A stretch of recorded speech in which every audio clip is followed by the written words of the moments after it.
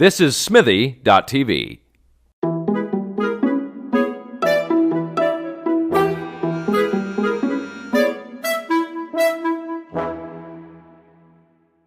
Hey, you're tuning in to 5 Questions with Jeremy. I'm Jeremy Lalonde. Today my guest is actor, producer, slash hyphenate, Aaron Poole.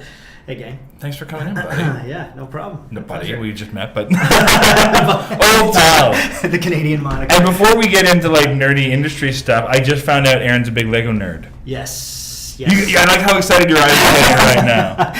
We've been discussing the strengths of. Am I allowed to say? Yeah, Yorkdale Mall's Lego store. Sure, but I have no sponsors. No one gets pissed off me. So Yorkdale, you contend, or no? Is Ryan contends that the Yorkdale Mall store is better than the Lego, or just equally as good as Legoland. Land, yeah. For the price you pay for Legoland. Right. I don't even. How much is admission? I don't know. I know it's not cheap. I know on their website they tell you that you should buy your tickets in advance. Right. I don't know if that's just them telling you that because they feel that we are important. Yeah. Sounds like a ploy. But then you get there and if you can't get in, you're also going to be pissed. Yeah. So you might as well. I would cry like a 4-year-old. Stomp. We just got my aunt amassed, Lego's expensive as shit, right? Yeah, totally. So my family has amassed this collection of Lego and it's been passed around and it just came to us. Oh. And so we got these 2 Tupperware bins with this wide, this tall, this full of Lego, but and a book and a bunch of instructions on the sides. But it's awesome. like it's all mixed together. That's awesome. It was so great. But so we've gone through one and sorted them. But that was a task and a half. Yeah, I don't think I would have even done. I mean, I think just started building them from the booklets, and that would sort it. Oh, and then there's like there's probably, I can't imagine. I imagine there's a couple $1,000s worth of Lego there. Because there's like a Harry Potter castle set. Oh, cool. Like big sets. Yeah. And so it's more about like, if we're gonna build these things, I don't want to spend an hour looking for a little individual piece. Thing, yeah. Have you seen the Atlantis set? No. It's really cool. It's kind of I was a big space Lego nerd, and it kind of went in tandem with the Star Wars stuff. But the Atlantis is like an underwater space Lego. They have really cool pieces. It's red and kind of fluorescent green. I haven't seen any of those. It's really, really good. The one I'm excited about is they have a Movie Palace one. That's part of it. They have this creator series. Have you seen this? No. Where it's essentially like whatever you build, you can build in 3 different ways. Like the set is good for like 3 different things. I got a book of Star Wars stuff that basically has a certain number of pieces, and you can build like 12 different tiny ships. Yeah, that's what it is. And so my son has like a dinosaur one. You can build a T-Rex, a pterodactyl, and like a brontosaurus. But this other one is like a Movie Palace, and it's like 7,000 pieces. It's huge. Whoa. But you can build 3 different theaters. You can pull it apart and rebuild it. What? So that's my Christmas ask for next year for my wife. I'm like, that's what I want. And my birthday falls right around Christmas. I'm like, that's all I want. Give me that. Wow. And of course, my son's super into Lego. So he's, it can be part of my gift too, which makes me feel shitty because I'm like, dude, it's like, hey, I'm never gonna let you play with it. So it's like, don't waste your gift. I was gonna say you shouldn't feel shitty because it's like a father-son thing, but you're gonna be that greedy. No, I don't want to be that bad because it'll be an excuse to be able to work on it because we will work on it together. And, yeah. That's what Kaya and I do. My daughter. Yeah, it's great. How old is she? 12. Okay. Yeah, she really enjoys it. So fucking good for kids. I mean, it's like it's creative, but it's also you can just get lost in it. Yeah. I love putting on music. I found when Kaya got back into it, because there was a hiatus for me. I didn't play with it continuously through my 20s. Yeah. But when Kaya got back into it, I there's like this reverie that I fall into, and I put pieces in my mouth that I know I'm going to need, and I hold them in my mouth as I'm searching for the piece that I immediately need, and it was like right back. You have your Lego tricks where you know. Yeah, it's great. I was doing that when we were sorting. I had like these other little piles, and my 1.5-year-old came along. I'm like, what do you do? It's like, but you're 1.5. Patience. And Louis C.K. had a comment that anytime you get angry at like a child under 3, you're automatically wrong because they have no ability to self-censor. Yeah. The majority of them are not trying to piss you off. Right. Yeah. It's very rare that they're actually vindictive. Yeah. No, it's true. It's true. Lego. Okay. All right. So now we'll talk about movies. About movies and stuff. Cool. So you've got 2 projects. You're the conspiracy. You're kind of pimping out now. Yep. But you also just finished a project with Ingrid. Yeah. Benninger, since... Right. Right, and it's untitled as of yet, but apparently by July 16th we need to have a title. And I don't know why that deadline has been set. Probably festival submissions, I would imagine. Likely, yeah. I know that TIFF is looking at it this week, I think.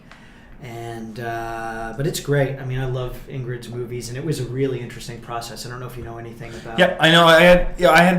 I know. I mean, you talk about it because talk to me as if I don't. Okay, all right. Well, I basically we shot 3 days a week for 3 months, and she did this kind of casting call where she interviewed something like 200 different actors, and then decided who she wanted to work with, and then interviewed us individually and wrote characters to sort of fit her imaginings and some of the reality that we had shared with her. And so essentially we shot a version of her first concept and then dove into it progressively over the 3 months. So it was like a truncated development period, yeah, but a prolonged shooting period for low budget feature. So it was it was an interesting process. I mean, she's really, really interesting to work with. So gutsy, follows her instincts more bravely than anybody I think I've worked with. So it was neat to be a part of that. Yeah. And what made you... I mean, I guess you're just a fan of Ingrid is what got you involved. Totally. Yeah, I love all her movies. Because that's quite the commitment of time. It is, yeah. And luckily I was shooting a series at the same time, so I was... You're able to schedule it. Yeah, I was able to, I wasn't a series regular, I was just recurring lead, so I was able to kind of do like a day or two a week on that, and then shoot Ingrid's, protect her days, Sunday, Monday, Tuesday. So Kish, agent extraordinaire, kind of carved out that Ingrid time, and then worked the rest of the days. Was it the same days every week? Yeah, Sunday, Monday, Tuesday were. What kind of crew? How big of a crew was she working with? It was Cabot McNenly, Braden, whose last name is slipping. Look at these shout-outs. But also John Gundy. So it was 3 people to do camera, sound, electric, gaff. It's nice too. I mean, some movies you need bigger stuff and that kind of thing, but it's like if you can keep it intimate. I mean, that's how you're able to. Sex After Kids was very similar to What did you guys shoot on? We shot on Red. Cool. Oh, great. So you need a little bit more, right? You need a little bit more. Yeah. I mean, we had about maybe a dozen people. Cool. Including, I was gonna have no makeup. You were doing your own makeup. Yeah. That's what we did. You know what it was, and pardon me. I mean, the thing is, as a director, I'm fine with it. We didn't need anything special, but it's just for me. It was just more like we're shooting a lot every day. We shot 15 days. So it was a packed schedule. So we're shooting a packed schedule. So it was almost like it's one less thing to burden the actors with. Yeah. Let's just at least have that courtesy. They did their own wardrobe and that kind of stuff. Yeah. And we had someone there in case they needed something ironed or whatnot, and to maintain if things were. That's smart. I mean, there were a couple wardrobe malfunctions in terms of forgot pieces. But it was like bagged lunch, do your own. Well, I didn't do any makeup. I'm not certain that anybody did. Bring your own wardrobe kind of thing. Well, we established what the wardrobe would be beforehand. Yeah. But it was really, it was a great shooting experience. And I think, 3 days a week for 3 months. That's a large number of days. So we were able to shoot. It's like 48 days. Yeah, we were able to shoot 2-3 pages a day, which is what you want a feature to be. Ed Gas Donnelly said once that when you're doing a low budget feature, your largest production value is the quality of the performances. That's really stuck with me, probably because I'm an actor first, but it's true. I mean, if you have a degraded image in any way, you have no special effects, as long as you've got good sound and amazing performances, I mean, people are gonna sound more important. Sound more important than sound is more important than picture because people will notice sound. Totally. Well, especially nowadays, people are so used to watching shitty YouTube videos. Mm-hmm. It's like the aesthetic is just such a different thing. Where in the 50s or 60s, some of the stuff we are acceptable today wouldn't pass at all. Right. But now it's okay. But it's like bad sound, you're out immediately. You're totally out. But I agree with Ed's comment because you'll check out in a second if you believe the actor's not. If you don't believe what the actor's doing. Yeah. I had a consultation with the Sundance Institute because we won Project of the Month on IndieWire. Shit, cool. When we were doing Sex After I'm sorry, Kids. I didn't know that. But That's okay. I don't expect you to have encyclopedic knowledge of my. That's hard. And when the prize for that was a consultation with them, and what was really cool about that, and it was before we shot, and then that's what she said. It's like, you got 15 days. Mm-hmm. It's performance. Because she said this, like, they had a film at Sundance the year before that was shot on an iPad. What? Shot on an iPad and ended up selling, and it sold for $1 million. That's fucking crazy. Right? Because the performances were solid. What? Really, Do you really remember great. the name of that? I can't remember the name of it. I wish I could look it up. It was Has it even come out yet? Probably not. If it who was knows? Last year, yeah. But if they sold it for $1 million, you think it'd at least be on Netflix or it would get a release somewhere. for sure. Yeah. Yeah, it was like a $4,000 movie. It's possible it just hasn't come out yet. Yeah, who knows? It's sitting on a shelf somewhere collecting. Conspiracy we shot 2 years ago. Festivaled for the first time last summer, and then we're coming out July 19th. So Sex After Kids, we were still shooting last summer. We were at Santa Barbara in January. Hopefully we'll be doing Canadian festivals. Santa Barbara's a good festival, I hear. Santa Barbara is great. Yeah. Yeah, it's a beautiful town. Yeah. It was my first trip to California. So, cool. So it was nice to go there and have something to show as opposed to going there and begging people to give me work. Yeah, it's the best way. Yeah, so it was nice, and it reminded me of. You're familiar with like Niagara on the Lake? Niagara on the Lake? Yeah. Oh yeah, sure. The town. Yeah. Like that in the sense that it's like very uniformed. It's a very different architecture because you've got like California versus. Right, but it's been almost like art directed the whole. Yeah. The idea that it's like there's if there's a McDonald's there, it fits the look of the town as opposed to like the big golden arches and everything. Interesting. It's the same kind of Mexican Spanish architecture on the outside as opposed to the carbon copy franchise thing. Is it north of LA or south of? Oh God, I think it's. I'm gonna get it wrong. I'm not gonna answer it because I'm gonna get it wrong, and then they're gonna have someone in northern. I've never gone down there for work. I went there for a festival once, but and visiting friends a couple times, but never for work. So I've got like no sense of how to get around. Nice, yeah. But where did we get there? Doesn't matter. Cheap films. Good sound. Cheap films, good sound. Good sound. Yeah. So performance. So but yeah. So I definitely agree. So up and coming filmmakers, spend your time on your performance. And that's the other thing she said too. She's like, if you're at the point where you've got like an hour to get the scene and your DP is futzing around with the lighting still, tell them you don't care.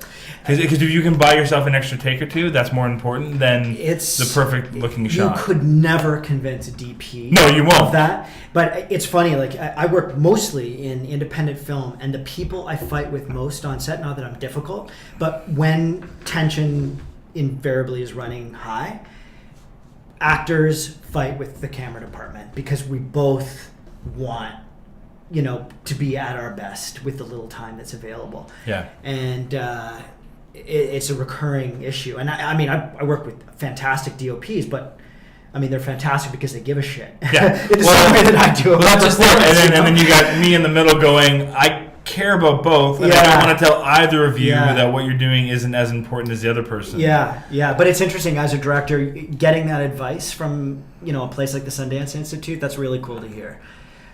And for me, I mean, the kind of films I make too are films about relationships and people. Yep. So it's like you gotta dig. Yeah, you gotta dig. You gotta be able to spend that time, and you gotta be able to buy it. And you want to give the actors that kind of time to be able to, not necessarily discover from the ground up because you're not on a 15-day shoot. You don't have that time, but at least some room to play. On the day. Yeah. And that's the thing for me going forward. It's like days are what I try to fight for. That's what you have to pay give for. Give me more days. Totally. We'll shoot less locations. We'll make that work, but it's like give me extra time just to like. Yeah, I think doing more than 4 or 5 pages a day is really, really challenging. And of course, people have to do it all the time because it's expensive to shoot that. Yeah. But that to me is the sweet spot.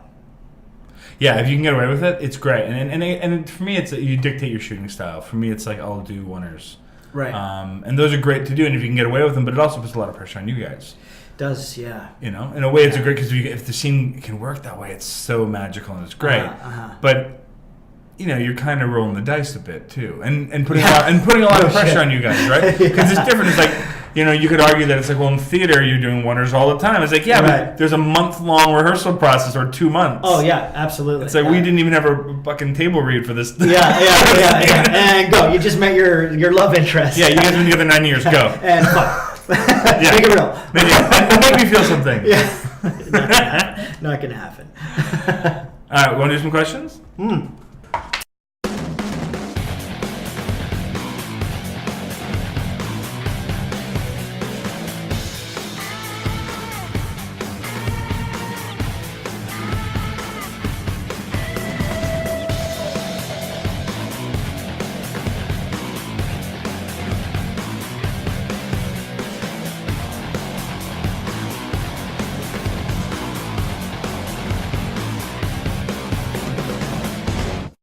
You reach in, you have to hand it to me. I have to hand it I might have to modify it, and some might not. Oh, you're a hybrid, so... Okay, and is there anything that... I do have to answer it really fast? Or? No. Oh, okay, good. That's it's good. Like, I hate that You can only use 2-syllable words. All right.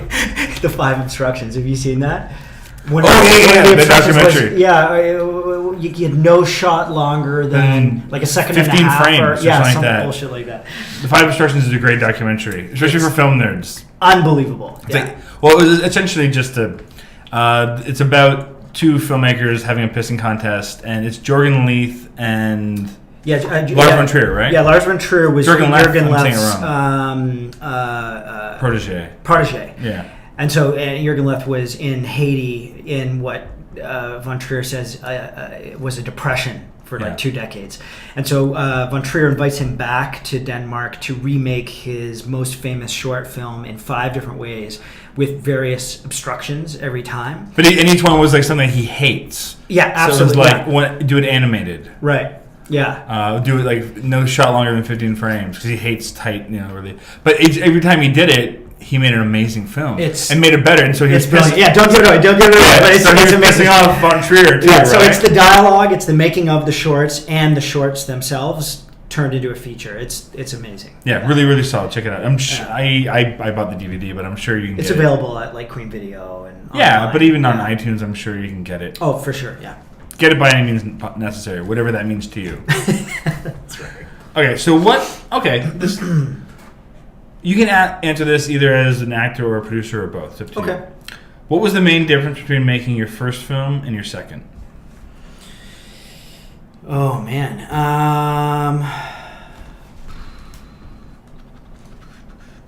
I think I'll say because I've done as a producer actor, I've only done 2 films. So there you go. Perfect. Okay, so the difference between doing This Beautiful City and The Conspiracy, I would say, was just kind of ignorant excitement with This Beautiful City. Counts for a lot. You're like a train without brakes. You don't understand what the obstructions are. And so there's this like gleeful abandon that I experienced. And so there's a lot of wasted energy. A lot of knocking on doors that That's an interesting way to put it. Wasted energy. Yeah, it's just not efficient. Well, you're like a shotgun. Yeah, throwing a lot of stuff out and hoping something hits. But at the same time, as a shotgun, you're effective. Really powerful. It might be a scatter shot, but people vibe off that energy, and so there's no point in dumbing down your excitement when you haven't made a feature. When you're excited about your feature, be excited in all the meetings. I'm kind of turning it into advice, but no, I enjoyed being ignorant and excited about making a movie with that team. Yeah. And then with The Conspiracy, there's a little bit, it was in the system. We worked with Telefilm that time, and there's still an exuberance because it's always fucking fun to make a movie. But we were a little bit more efficient. I was working with Lee Kim again, and we had both done a number of features in between Beautiful City and The Conspiracy. So I would say we were a little bit more stealthy. We also had a clearer idea of the genre and what the branding and the final product would be. So as a performer, it was like I guess This Beautiful City came out in 2007. Conspiracy is just coming out now. So as a performer, there was a shit ton of more experience I had, so it was vastly different. Do you find, because you do both, that when you're on other sets, you're kind of like trying to pick up, just even, unofficially or unofficially, just picking up like tips and tricks from other... I would say I like my sets better than anybody else. What's the biggest difference? Without like...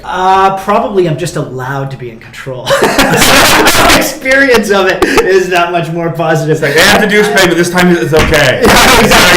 Exactly. Aaron's... He's Aaron buying sandwiches. Yeah. So, no. I mean, it's...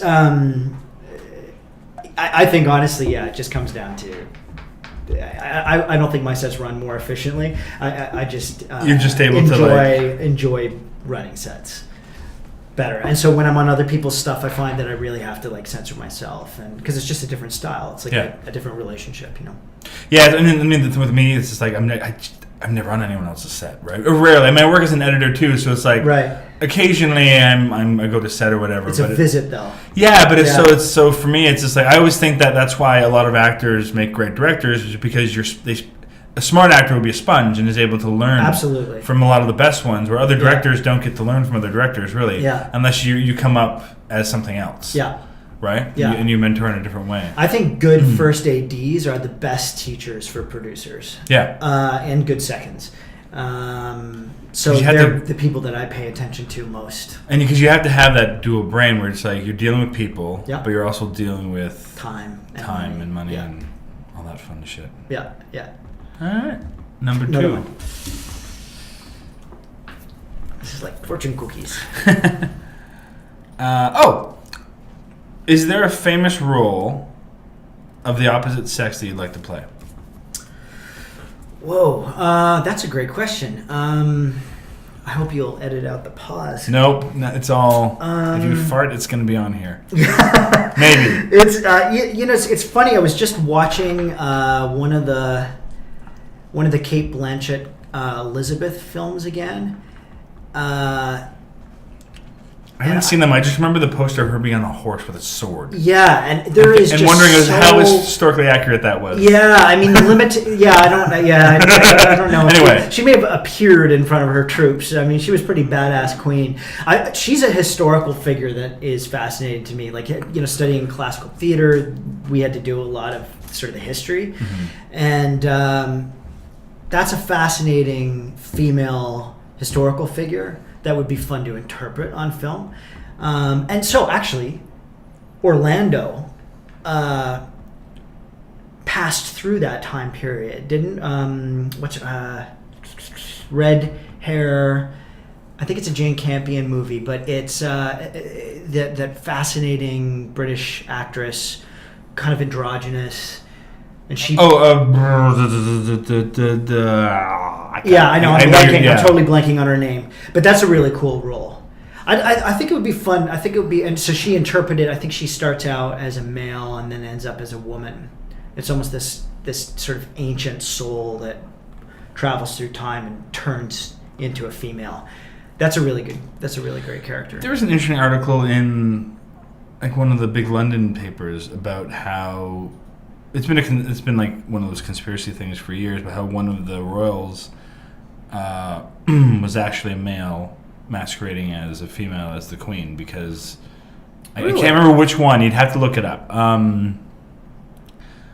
It was the Virgin Queen. Who's that? Elizabeth. Yeah. So the argument was that the first was that the king before had already lost all of his children, and whoever was in charge of Elizabeth, she died as well of whatever. People died of a lot of weird shit because they didn't have medicine. But the people that were, basically, if you let a child of the king die, you're going to die yourself.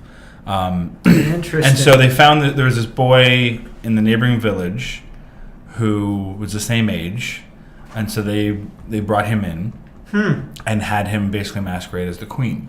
As the princess, and then eventually become the queen, and that was why she never married, and that was why it was like. And there was all these speeches where he says, "I have the heart of a man," and there's a lot of theories that go along with it. But what they're doing now is they're looking to, there's a petition to exhume the body for DNA. Wow. To try to lay it to rest. How vast is the conspiracy theory? Well, I think it's been, you'd have to look it up. Well, the article, it was a really, really well-written article and seemed to be this look, it's been people have talked about it. There's been I think there's been a book or two about the conspiracy. Right. But it's being taken seriously a little bit more now. Interesting. Because they said there was, and also in that neighboring village or a couple of villages away, there was a body exhumed of a young girl who was in regal clothes and there was no explanation for why a person, not of royalty, would be in this clothes, but there was no record of a person around that time dying. So it's just, there's a lot of things that go together. That's really neat. I mean, there's in the same time period, there's the whole. So you could play you could play Queen Elizabeth. I could play Queen Elizabeth, yeah. In that version of that story. Yeah, it'd be great. I mean, I think obviously you'd have to go for a young man to play that kind of thing, but. Yeah, that'd be fun. I think that'd be fun. Androgyny, and there's something really fascinating about that. I actually just wrote a photographer about doing a series that has transformation from male to female captured in stills. I don't know what it is creatively. There's just something really I'm finding interesting. Maybe I'm going to turn into a cross-dresser, but you have to lose the beard first. I'd have to lose the beard. Yeah. Why not? Because there is something neat about the kind of the in-between zone. You know? I've only seen the bearded cross-dressers when they look like me. Right. Those Bears. Bears. I don't know how it is. You could try it. Let me know. I think the transformation on film is something that I've been really curious about since I saw this YouTube video, a number of YouTube videos with this. I think he's a French artist who works with clay masks on his face and reads, and he'll go into this kind of I saw him in a stainless steel room with he's got colored dust and water and clay, and he slaps makeup and clay all over his face and forms these grotesque masks and pokes breathing holes. And it's performance art, and it's very grotesque. But he undergoes this transformation in video, and it's. And do you find that more interesting than the actual finished product, the transformation? Definitely, watching transformation. I mean, for me, more than film and television itself, the line of transformation for the characters, for the humans, is fascinating to me. I'd much prefer to sit down and talk to a real person about their life than to watch a movie. And there's just something about journey and obstacle and how people have to change that is always kind of been number one for me. So I think that somehow, this sort of androgynous thing is drilling down to that fascination for me. Yeah. That was a good question for you. Yeah, it was. These are great so far. Well, there's two. I got really, to be free, right? According to Warren Sonoda, there's some shitty ones in here as well. Oh, yeah. According to Warren, did he Facebook about it? He will. Wait. He will. What body part do you wash first? My pits. Wow, the pits first. Yeah, I mean, I get wet, and my hair. So I always hair first. I always do shampoo. So I've got a kind of I don't have enough hair to worry about, but no, but still, I go from top down, right? So that makes because sense. I used to have a little bit of OCD around film, any kind of film or substance on my body. Not film as in motion picture, but because you process your own film when you're making right. it. Yeah, totally. I'm hardcore that way. Your agent Kish just mixed it in there. So Aaron has to do the chemicals. Can you imagine? That'd be the best. But yeah, so top down. So yeah, basically I'll shampoo first. That makes sense though, because if you start with the soap, anything that trickles down is going to wash you, right? Exactly. So I wash and rinse top, and then I soap up with pits and body first. I always end with shampoo. See, because then you're getting shampoo film over your freshly washed body. And now everyone's thinking about your freshly washed. But I need far less shampoo than you do. I think. It's true, right? But now, I lean over. We're getting into the weird process. It's neat though. There's actually an acting exercise where you shower in front of people under imaginary water. It's a sense memory exercise, and you can do it clothed or unclothed. The hardcore do it unclothed, but the idea is like public solitude. So you're working on being completely alone in front of a group and recreating a personal ritual. It's actually really good exercise. Do you find that you lose the room and you just like? I'm thinking of when I wash my balls. How am I going to do that in front of them? Yeah. But interestingly, I just had to do that on camera. And you had to wash your balls? I did, yeah. And I don't think it made the movie, corporate video? Thankfully. For zest. It's the lightweight commercials. Yeah, that's right. Yeah, City TV Blue period.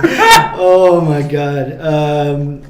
You had to watch your balls on camera. Let's get back to that. I think the degree, like Gretzky says, like you never have perfect concentration. It's the ability to regain focus that delineates like a top athlete from like a middle one. So I think the same could be said for any artist. It's like your ability to be distracted but come back. So in these acting exercises or these scenes where you have public solitude, I've never experienced like total Zen tune out of crew or an acting class. But to me, the exercise build your ability to refocus on the task. That's like washing your balls. Yeah. On that note, what's another question? Question number 4. This is brutal. Because of the length? No. The questions. I just said the questions. Yeah. They range from. Yeah, there's a variety in there. Right. You said have you done work in LA? You've done. No, never gone to the States. This might still work for you anyway. Okay. Because a lot of American stuff shoots here. Mm-hmm. What's the main difference between a Canadian film set and an American one? Have I ever done an American movie? I've done American movies up here. I would say that it's difficult. Being up here, you're working with mostly Canadians. So the brass is the only difference in this scenario, in my experience. The extent to which they take themselves seriously, if I'm speaking generally, differs between Americans and Canadians. So the Americans have a heroic self-image that the Canadians don't entirely believe about themselves. Is that a good thing? I guess to some extent. I think it is, as a human, a good thing, but for the business, not as. I think it's just it can be a lack of confidence or drive. Again, I'm grossly Well, it's a general overanalyzing and generalizing. Yeah. But I think more and more we're learning how to be able to slip in and out of like a heroic self-image. Certainly, the actors are learning how to do that, and there's industry support for that kind of thing with like TIFF Rising Star, and personal publicity for actors is starting to become a thing, and directors are starting to be a little bit more confident. The success of our TV industry is helping, I think, with that, even in the feature world. Yeah. So. It's kind of a typical answer, but...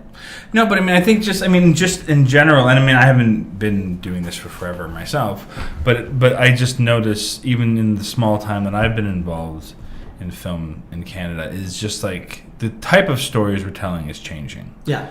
They're becoming, they're not personal, but our industry is becoming a little bit more aware of we have to make movies for an audience. Right. Where I think for a long time we weren't. A lot of films were finding an audience, but almost not. I don't want to say by accident, but almost just because they were good films. Right. But in this day and age, I don't think that's enough. Just having a good film. Yeah. To get people. Especially in Canada, it's like it's hard enough to get a film made, but to get people to see it, that's I think as hard, if not hard, especially when you're competing with the rest of the world? It depends on the scale of your film. I think it's not that hard to get a feature made at a level less than $100,000. I mean, absolutely, sure, yeah. I mean, it takes a shit ton of effort, but it's a different kind of hard. Yeah, exactly. So, but if we're talking about making a movie for over $1 million or over $500,000, you have to look at what the genre is and what kind of name talent you can attach in order to get global sales, and so that the task becomes more expansive. Yeah. So my sphere of influence is more limited than, say, Lee Kim, who is somebody I've partnered with in the past, because he's got a finance background, he has an aptitude for that kind of schmoozing, so he is more able to package a film at that level.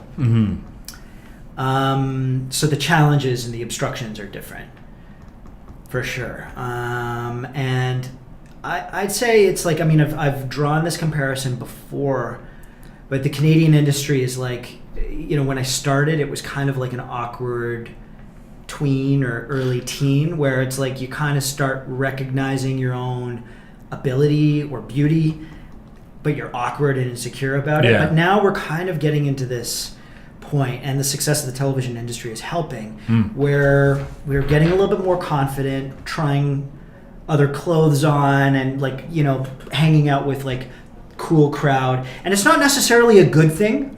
Wholesale, but it's a progression, which is really always positive. Yeah, and it's making our own country pay attention to our own storytellers. Definitely, absolutely. That more than anything is positive. Yeah. Instead of kind of a group of artists making films for other artists, we're now artistically telling stories. So I guess there's a line between art, cinema, and entertainment, right? Yes, and it can be blurry, and that's a good thing when it's blurred, because then you don't, it's both, right? In a way, you kind of want it to be both. You want it to appeal to an audience, but you also want it to. And this changes from filmmaker to filmmaker, but for me, it's just like I like people to walk away from something I've written or whatever, feeling that I touched something that's personal to them, right? Or we shared an experience, or there's something that I've said that connected to them and made them, give them thought about something in their own life. Like that's for me, that's the biggest thing that I can get out of it, is to hear that I've connected to somebody. Connected, right? And so for me, so you want to do that for as many people as possible, but it becomes a fool's errand, because to connect with that many people, you've got to be less specific. Yeah. So that's the hard part, is find that middle ground where you can talk about things that are specific enough that you can really connect with people, but not too specific that you isolate people. Yeah. That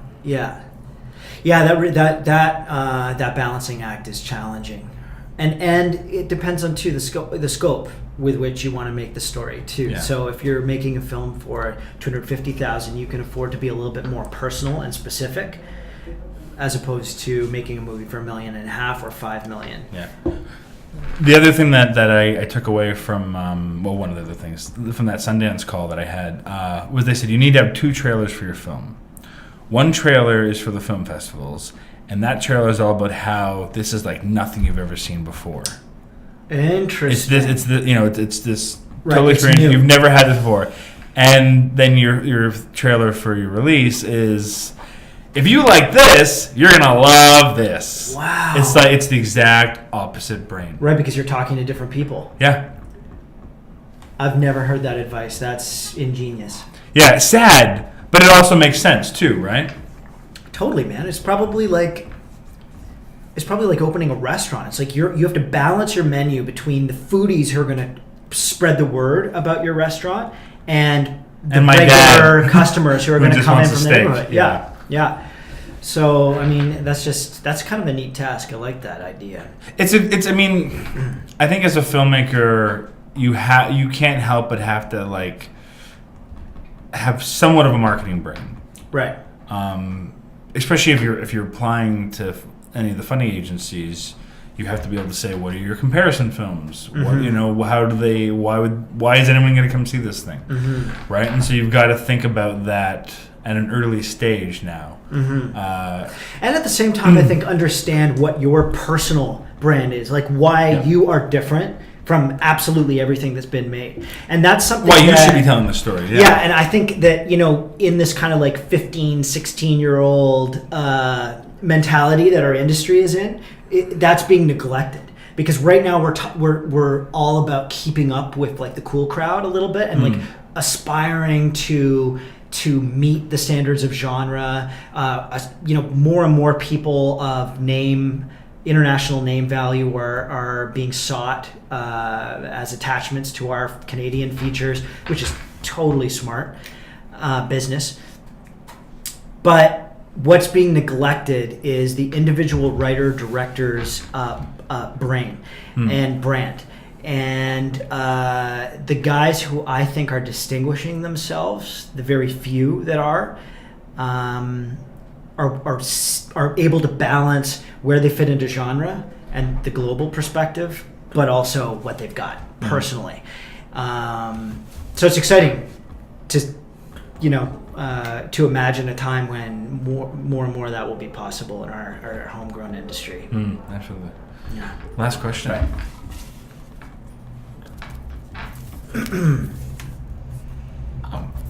How do you fall in love on camera?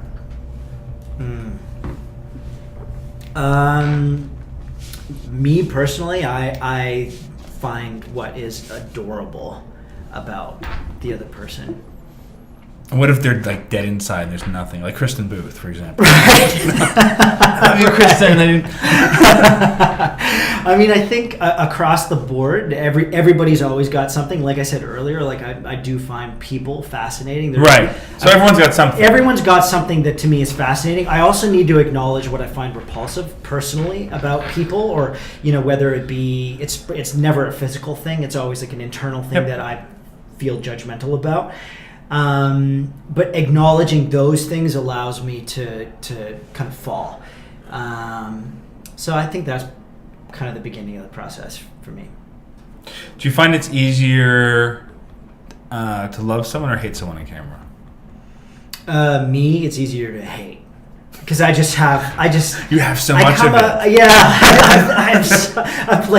I'm cleaning house. Now I'm in my 30s. So I'm doing well with kind of scrubbing that stuff away. But my default with defensiveness is to find a reason to not let people in. So that's way easier, and fun to indulge. Interestingly though, with Ingrid's project, that really required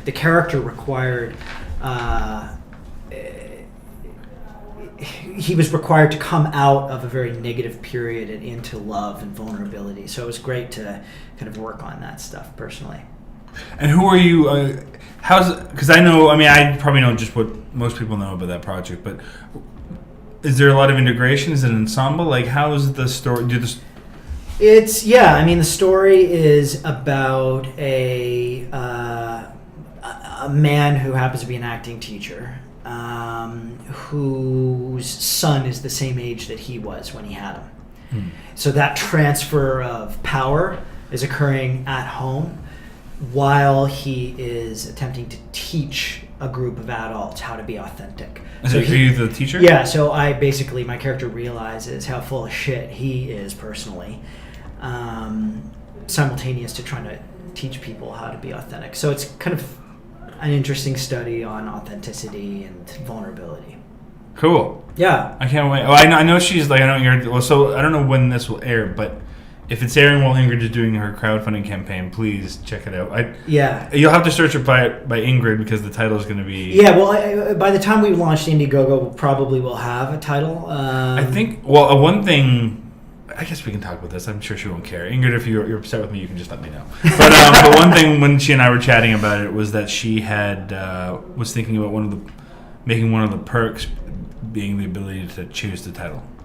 Yeah, that's definitely being discussed, and I think that will be in consult. Top tier participation in the creative process will be in consultation with Ingrid in a meaningful way. Yeah, you don't want someone.